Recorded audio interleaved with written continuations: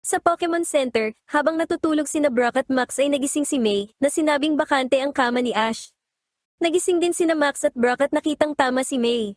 Naghintay pala si Ash sa lobby para malapit lang siya kina Trico at Tailo na kasalukuyang ginagamot. Lumabas si Nurse Joy at ibinalitang magiging maayos na si Trico. Pagkalipas ng ilang sandali, ibinalik na ni Nurse Joy kay Ash ang kanyang mga Pokeball at inilabas ni Ash sina Trico at Tailo.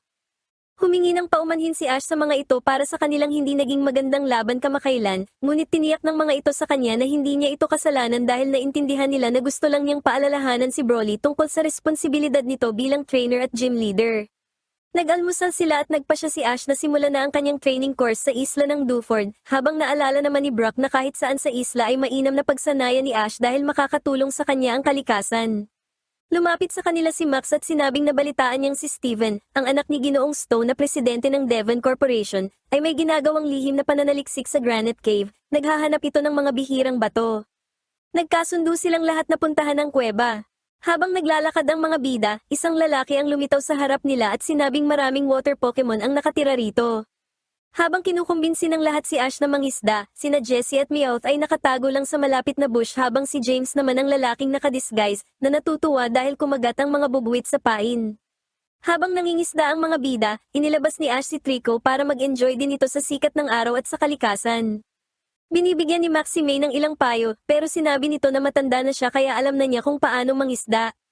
Nakabingwit si May ng isang octillery, pero dahil kailangan muna niya itong labanan para mahuli, inilabas niya ang kanyang Wurmple. Gayunpaman, pumunta ang octillery sa ulo ni Max at ginamitan siya ng constrict. Gumamit ang Wurmple ng string shot, pero tumalon palayo ang octillery kaya kay Max tumama ang string shot. Inuntog ng octillery si Max bago ito bumalik sa tubig. Kalaunan, nakabingwit naman si Ash ng isang Corphish na inatake rin si Max sa pamamagitan ng pagkurot sa kanyang puwet gamit ang Vice Grip. Nagsimulang tumakbo ang Corphish sa paligid at natakot nito si May. Gagamit na sana ng Thunderbolt ang Pikachu ni Ash, pero naunang umatake ang Corphish gamit ang Crabhammer, pagkatapos ay sumisid na ito pabalik sa tubig. Nagpa siya ang mga bida na bumalik sa pangingisda. Naiinis ang Team Rocket dahil madaling nakakabingwit ng Pokemon ang mga bubuwit samantalang sila ay palaging walang nahuhuli. Ipagpapatuloy pa rin ni Jessie ang kanyang plano, hihilahin nila ang mga bubuwit sa tubig para makuha nila ang mahuhulog nitong mga Pokeball at ganon din si Pikachu. May nahuli si May, pero napakabigat nito kaya tinulungan siya ng lahat na mahila ito. Habang sumisisid ng malalim ang Team Rocket, lalong nilalakasan ng mga bida ang paghila, kaya nasira ang pedal ng submarine at tuluyan na itong nabingwit ni May. Lumabas sa submarine ang Team Rocket at binanggit ang kanilang motto. Pagkatapos, ninakaw ng Team Rocket si Pikachu gamit ang isang net na hindi tinatablan ng kuryente. Gumamit si Trico ng quick attack na nagpatalsik kay James at nagpalaya naman kay Pikachu mula sa net. Galit na nagbanta si Meowth na nanakawin nila ang Pokemon ng lahat. Sinabi ni May na hindi sila makakalapit sa kanyang cute na Wurmple, kaya inilabas din ni Jessie ang sa kanya at sinabing mas cute ito. Nagsimulang magtalo ang dalawa na parehong ipinagyayabang kung paano nila inaalagaan ng mabuti ang kanilang mga Wurmple. Pinatigil ni Max ang pagtatalo at nagsimulang sukatin ang dalawang Wurmple. Napag-alaman ni Max na parehong-pareho lang ang dalawang Wurmple, pero ikinagalit ito ni Jessie na pinagamit ng string shot ang kanyang Wurmple. Dahil sa inis, pinagamit din ni May ang kanyang Wurmple ng parehong atake kay Jessie. Ihahagis na sana ni James ang net, pero idinura ni Trico ang sanga sa kanyang kamay kaya nabitawan niya ang net. Gumamit si Trico ng quick attack na nagpatalsik kay Meowth papunta sa mga Wurmple, kaya nagkapalit ang Wurmple ni May at Jessie.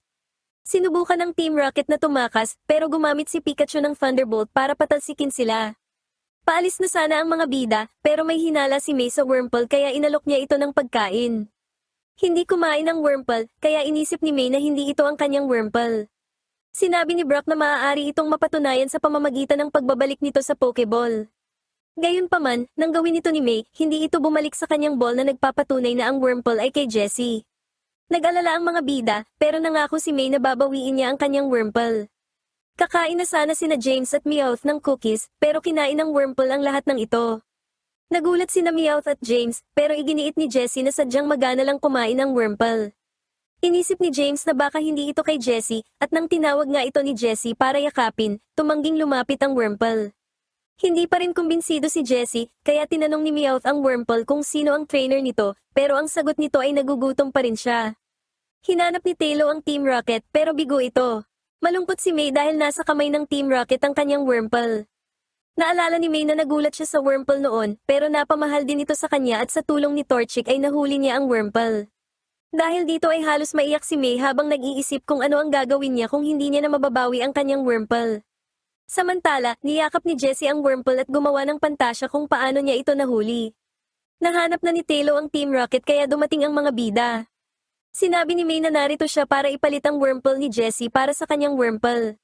Humakbang paabante sina Jessie at May at parehong hinanda ang kanilang mga Wurmple para sa palitan.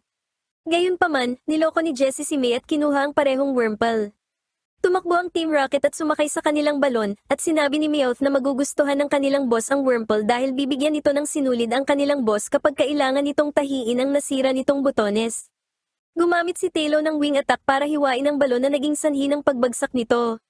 Lumapit si May sa balon at kinuha ang kanyang Wurmple, habang inilabas naman ni Jessie si Suviper para nakawing muli ang Wurmple ni May. Gumamit si Talo ng quick attack, pero gumamit si Suviper ng haze para patigilin si Talo. Inilabas ni Ash si Trico at pinagamit ito ng pound na tumama kay Suviper. Inilabas ni James ang kanyang Cacnea na niyakap muna siya bago inatake ng pin missile si Pikachu na nakaiwas. Gumamit si Suviper ng Poison Tail, pero umiwas si Trico at gumamit ng pound na muling tumama kay Suviper. Gumamit si Pikachu ng quick attack para atakihin ang Cacnea. Pagkatapos ay gumamit na si Pikachu ng Thunderbolt para muling patalsikin ang Team Rocket. Kalaunan, binigyan ni May ng pagkain ng Wurmple na mabilis na kumain at natulog. Tinanong ni Ash kung paano nalaman ni May sa simula pa lang na hindi iyon ang kanyang Wurmple. Inamin ni May na naramdaman niya ito, habang ipinaalala naman ni Brock na dahil ito sa ugnayan sa Pokemon kaya nararamdaman ng mga trainer ang ganoong mga bagay. Nakita ni Max na nagiging mas mahusay na trainer na si May, habang iniisip naman ni May na dahil ito sa Wurmple at nagpasalamat siya rito. Nakarating na ang mga bida sa Granite Cave kung saan dapat nilang makatagpo si Steven Stone na nag-aaral ng mga bihirang bato. Dahil alam nilang si Steven ay isang magaling na trainer na maaaring may alam na mga lugar kung saan pwedeng makapag-ensayo si Ash para sa rematch, pumasok ang mga bida sa loob. Samantala, naghuhukay ang Team Rocket ng bitag sa loob ng kuweba para mahuli ang Pikachu ni Ash. Iginiit ni Jessie na magtatagumpay ito dahil hindi maghihinala ang mga bubuwit na may hukay sa loob ng kuweba, pero sinabi ni James na hindi naman laging nagtatagumpay ang paghuhukay nila ng mga bitag. Habang sumisigaw si Ash para makuha ang atensyon ni Steven, naglalagay naman si Brock ng mga sticker para mahanap nila ang daan palabas mamaya. Sa kailaliman ng kuweba, naghuhukay naman si Steven ng ilang mga bato habang tumutulong ang kanyang Aaron. Nagpahinga muna si Steven at binigyan ng pagkain si Aaron dahil kailangan pa nilang maghanap sa ibang lugar. Nagtatago ang Team Rocket habang naniniwala pa rin si James na dapat ay lumaban na lang sila ng patas. Diretsyong naglakad ang mga bida sa gitna at nahulog sa hukay ng Team Rocket. Gayunpaman, lumaki ang isang lamat sa lupa na naging sanhi ng pagkahulog ng lahat, kabilang ang Team Rocket, sa mas malalim na bahagi ng kuweba. Narinig ito ni Steven at Aaron kaya pumunta sila para mag-imbestiga. Nagkahiwa-hiwalay ang lahat sa tatlong magkakaibang direksyon. Sa unang direksyon, nahulog sina Max, Pikachu, at Meowth. Napagtanto ni Max na ang Granite Cave ay isang komplikadong serye ng mga lagusan at malamang na nahulog sila sa isang malalim na level dahil sa hukay na ginawa ng Team Rocket. Nagbiro si Meowth na ang paghuhukay ay nagdadala sa kapahamakan pero mariing ipinaalala ni Max kay Meowth na sila ang dahilan kung bakit sila nagkahiwa-hiwalay. Dahil sa hiya, iminungkahi ni Meowth na hanapin na nila ang iba, at sinabi naman ni Max na dapat silang maglakad pa itaas sa mga lagusan patungo sa mas mataas na level. Nagalit si Meowth sa pag-alis ni na Pikachu at Max dahil naglaan sila ng maraming oras at pagod sa paghuli kay Pikachu, pero ipinaalala ni Max na si Meowth mismo ang unang nagmungkahi na hanapin ang iba. Kumalma ang loob ni Meowth at sumama na kay Max at Pikachu. Sa ikalawang direksyon, nahulog sina Jessie at May. Gayunpaman, ang kuwebang kinahulugan nila ay mas mababa kaysa sa nauna, kaya inisip ni Jessie na maaari silang umakyat pabalik. Sa ikatlong direksyon, nahulog sina Brock, Ash, at James. Sinisisi ni Ash ang Team Rocket sa insidenteng ito, pero hinamon siya ni James sa isang laban dahil gusto niyang gawin ang mga bagay ng patas. Ipinaalala sa kanila ni Brock na kailangan muna nilang makalabas sa butas na ito at hindi sila makaalis sa gitna ng mga gumuhong bato. Hinanap ni na Max, Pikachu, at Meowth ang iba. Nabanggit ni Max kay Meowth na kakatagpuin nila si Steven na anak ni Ginoong Stone na presidente ng Devon Corporation. Si Steven ang naghuhukay para sa mga bihirang bato kaya umaasa si Max na makikita nila ito dahil maaaring alam nito ang layout ng lugar. Inisip ni Meowth na pangit ang trabaho ni Steven bilang anak ng presidente, pero sinabi ni Max na mali ang iniisip ni Meowth. Nakaamoy sina Pikachu at Meowth ng sariwang hangin, pero hindi ito maamoy ni Max kaya ipinaliwanag ni Meowth na masyadong mahina ang amoy para sa ilong ng tao. Natukoy nila ang direksyon ng amoy at pinuntahan nila ito. Habang hinahanap ni Steven ang mga taong narinig niyang sumisigaw, naglalakbay naman sina Ash, Brock, at James sa mga lagusan. Mahinang sumisigaw si James kina Jessie at Meowth, kaya sinabi ni na Ash at Brock na hindi nila iyon maririnig. Iginiit ni James na ayos lang dahil hindi naman siya masyadong nag-aalala sa dalawa. Tinanong ng dalawa si James na kung iyon ang nararamdaman niya ay bakit hindi na lang niya iwan ang mga ito, at inamin ni James na parehong matigas ang ulo ng kanyang mga kasama. Biglang nagalit si James at nagsisigaw na wala siyang pakialam kina Jessie at Meowth sa harap ni na Ash at Brock, pero isang nag-iisang Aaron ang dumating. Nainis si James sa Aaron at ginalit ito na naging sanhi ng pag-alulong ng Aaron na tumawag naman sa isang grupo ng mga Aaron. Nagulat sina Ash at Brock habang takot na takot naman si James, tumakbo sila palayo at nagsimulang habulin ng mga Aaron ang tatlo. Nakarating si Steven sa lugar kung saan nahulog ang lahat sa hukay, kaya tumalon siya at si Aaron sa butas para hanapin sila. Tumakas sina James, Ash, at Brock mula sa mga Aaron at umakyat sa isang lagusan kung saan hindi nakaakyat ang mga Aaron na pumasok na lang sa ibang lagusan. Nakarating sina Max, Pikachu, at Meowth sa isang talon kung saan nanggagaling ang sariwang hangin. Napansin nila ang isang ugat na maaari nilang akyatin patungo sa mas mataas na level. Hindi makaakyat si Jessie sa mas mataas na bahagi kaya nagpapatulak siya kay May. Ginawa naman ito ni May, pero nagreklamo lang si Jessie na nasasaktan siya o kaya naman ay hindi sapat ang lakas ng pagtulak ni May. Biglang may isang Pokemon na nahulog habang sumisigaw na naging sanhi ng pagtili ni Jessie. Umalis ang Pokemon at muntik pang maapakan ang ulo ni Jessie. Nahulog si Jessie pabalik sa butas kasama si May, pero mas lumawak na ang butas. Pumunta si Steven sa lugar kung saan lumitaw ang mga Aaron na humabol kina Ash, Brock, at James. Inakyat ni na Max, Meowth, at Pikachu ang ugat pero nakita ni Max na nasa kalahati pa lang sila. Nainis si Meowth dahil naalala niyang laging umaasa sa kanya sina James at Jessie sa halip na sa kanilang sarili. Tinanong ni Max si Meowth kung paano ito nakakapagsalita, kaya sinimulang ikwento ni Meowth ang panahong nakilala niya si Meowsy. Pero nagpatuloy na sa pag-akyat sina Max at Pikachu sa ugat kaya nagalit si Meowth at sinabing kapag nagtanong ka sa tao ay dapat mong pakinggan ang sagot nito. Gayunpaman, ipinaliwanag ni Max na si Meowth ay isang Pokemon at hindi tao, at ang kanyang kwento ay masyadong mahaba at nakakabagot. Ipinagpatuloy na rin ni Meowth ang pag-akyat sa ugat. Naglalakbay sina James, Brock, at Ash sa mas mataas na level nang mapansin ni Brock ang sticker na inilagay niya at sinundan nila ito, pero muli silang nahulog sa butas. Sakto namang bumalik si Steven sa butas at nakitang mas lumaki pa ito kaysa dati. Nakaakyat na sina Max, Meowth, at Pikachu sa itaas kung saan naamoy nila ang sariwang hangin. May naamoy si Pikachu kaya inisip ni Max na baka si Steven yun nakadadaan lang.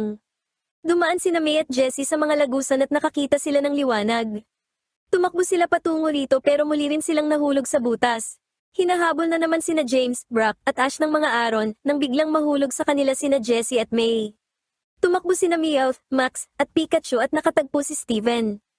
Humingi si Max ng tulong kay Steven sa paghahanap ng kanyang mga kaibigan, kaya napagtanto ni Steven na sila ang nakagalit at nanggising sa mga Aaron. Nakarating sila sa isang lagusan kung saan may naririnig silang mga yabag. Sumigaw si Max kay May at nakuha niya ang atensyon nito at ng iba pa mula sa ilalim ng lagusan. Binigyan sila ni Steven ng direksyon papunta sa talon kung saan sila magkikita. Kumapit sina Max, Pikachu, at Meowth kay Steven na tumalon sa kabilang bahagi ng lupa. Pagkarating sa talon, na-corner sina Ash, James, Brock, Jessie, at May ng mga Aaron. Sinubukan ni Steven na pakalmahin ang mga Aaron, pero dahil hindi ito gumana, pinagamit na lang ni Steven ang kanyang Aaron ng roar para patigilin ang pag-atake ng mga Aaron. Sa utos ni Steven, bumalik ang mga Aaron sa kanilang mga pugad na ikinagulat ni Ash dahil kaya ni Steven na kontrolin ang mga wild Pokemon. Nagkasama-samang muli ang lahat at kahit na sinabi ni na Jessie, James, at Meowth na hindi nila gusto ang isa't isa, masaya pa rin silang muling nagkita. Binanggit ng Team Rocket ang kanilang motto bilang selebrasyon, at pagkatapos ay inilabas ni Jessie ang kanyang Suviper at inilabas naman ni James ang kanyang Cacnea na yumakap sa kanya. Lalabanan na sana ni na Ash, Brock at May ang Team Rocket, pero biglang sumigaw si Steven para patigilin sila at ipinaalala na bahay ito ng mga Aaron at naninirahan sila rito ng payapa. Sinabi ni Steven na siya na ang lalaban sa Team Rocket at inilabas ang kanyang Aggron. Gumamit ang Aggron ng Hyper Beam na nagpatalsik sa Team Rocket palabas ng kuweba. Napahanga ang mga bida sa husay ni Steven sa paghawak ng sitwasyon. Nakahanap ang Aaron ni Steven ng isang bato kaya kinuha ito ni Steven at nakitang isa itong Firestone.